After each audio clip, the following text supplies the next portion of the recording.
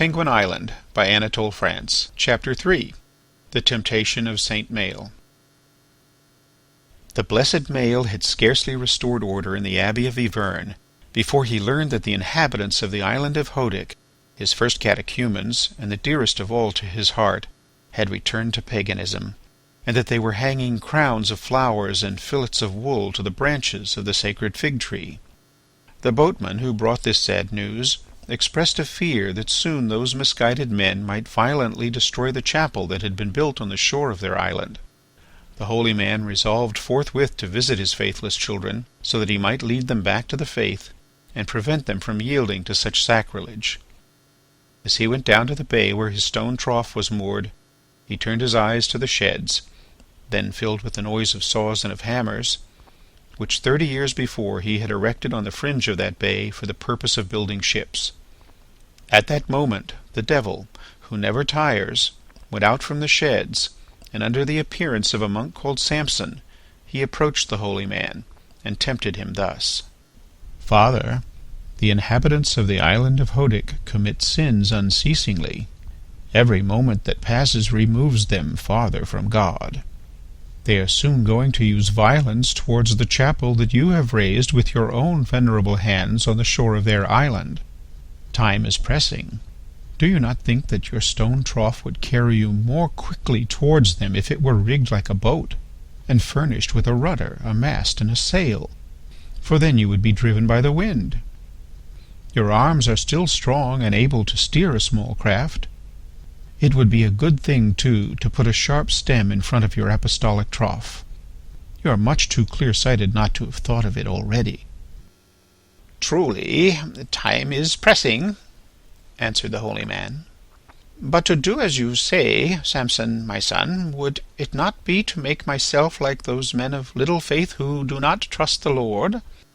Would it not be to despise the gifts of him who has sent me this stone vessel without rigging or sail?"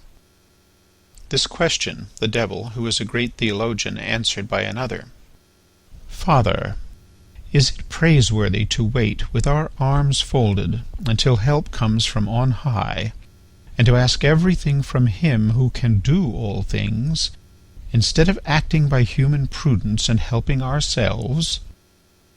It certainly is not," answered the holy Maël, "and to neglect to act by human prudence is tempting God."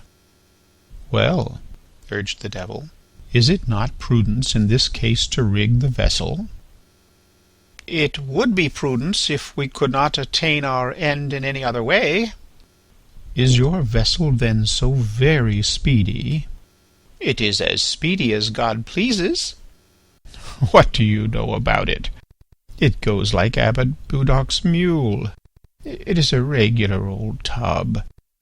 Are you forbidden to make it speedier?" "My son, clearness adorns your words, but they are unduly overconfident. Remember that this vessel is miraculous." "It is, father. A granite trough that floats on the water like a cork is a miraculous trough. There is not the slightest doubt about it. What conclusion do you draw from that?"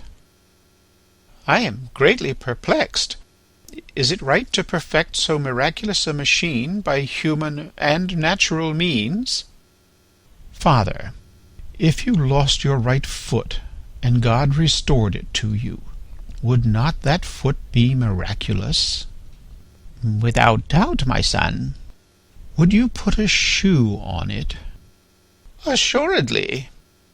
"Well, then, if you believe that one may cover a miraculous foot with a natural shoe, you should also believe that we can put natural rigging on a miraculous boat. That is clear. Alas! Why must the holiest persons have their moments of weakness and despondency? The most illustrious of the apostles of Brittany could accomplish works worthy of eternal glory, but his spirit is tardy and his hand is slothful. Farewell then, father. Travel by short and slow stages, and when at last you approach the coast of Hodic you will see the smoking ruins of the chapel that was built and consecrated by your own hands. The pagans will have burned it, and with it the deacon you left there. He will be as thoroughly roasted as a black pudding." "My trouble is extreme," said the servant of God, drying with his sleeve the sweat that gathered upon his brow. "But tell me, Samson, my son, would not rigging this stone trough be a difficult piece of work? And if we undertook it, might we not lose time instead of gaining it?" "Ah, father," exclaimed the devil, "in one turning of the hourglass the thing would be done. We shall find the necessary rigging in this shed that you have formerly built here on the coast, and in these storehouses abundantly stocked through your care. I will myself regulate all the ship's fittings. Before being a monk I was a sailor and a carpenter, and I have worked at many other trades as well. Let us to work." Immediately he drew the holy man into an outhouse filled with all things needful for fitting out a boat. "That for you, father." And he placed on his shoulders the sail, the mast, the gaff, and the boom. Then himself, bearing a stem and a rudder with its screw and tiller, and seizing a carpenter's bag full of tools, he ran to the shore, dragging the holy man after him by his habit. The latter was bent, sweating and breathless, under the burden of canvas and wood. End of chapter 3.